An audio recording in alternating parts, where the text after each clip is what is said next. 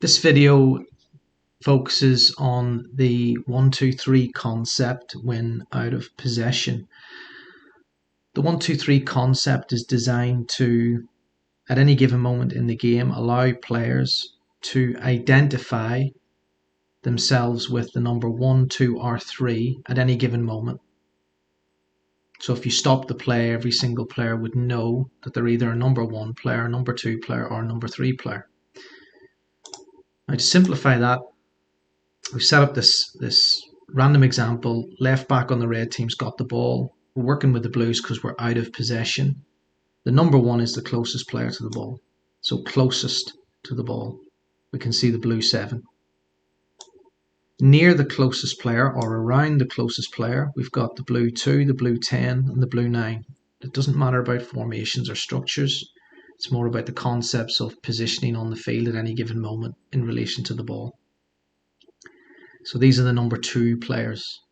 And then everybody else, including the goalkeeper, would be a number 3 player. And they're away from the ball. So closest to the ball, near the ball, or around the closest player, and away from the ball. So then all we have to do is just assign simple responsibilities to those numbers in its real simplest and purest form. So if we look at the blue 7, closest player, close down, press the ball, make it difficult for the opponent and force a mistake. Could be as simple as that. So we see the 7 is going to do that. Then if we look at our number 2 players, we'll look at the deepest one in this instance, the blue 2. Number 1 is pressing to force a mistake. The number 2s are looking to potentially intercept or engage their direct opponent if they receive it. So if the red 3 plays a pass here into the 11, as a number 2 player, I'm ready to potentially intercept or challenge or engage depending on how good this pass is. So now you can start to see how it relates from 1 to the number 2s.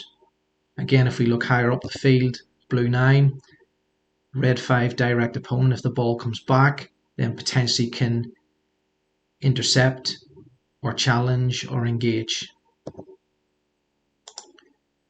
And then we have the number 3s that are away from the ball. So if we just draw this line, just kind of cutting off the 2s and the 1 and the number 3s. So if we look at the furthest one away, blue 3, can't affect anything directly, but indirectly have to think about if there's a long pass or the ball gets switched, then you're looking at cover mark position. So this is what I used when coaching my teams. The number 1 is pressing, the number 2s are looking to intercept or engage, challenge. The number 3s are looking for their cover or marking positions. And that's in deeper areas, slightly different in higher areas.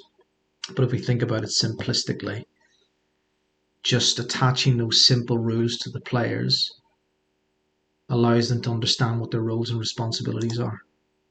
Again, if we just move it and change the dynamics slightly, and we've got now the left centre back on the ball, again the closest player now changes. So this is how it flows in a game. So the 9 now becomes the closest player. Can they engage?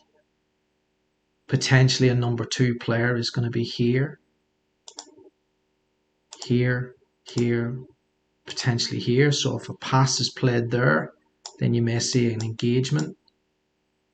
Or if it's played in here, engaging, intercepting, and then that transitions from defense to attack.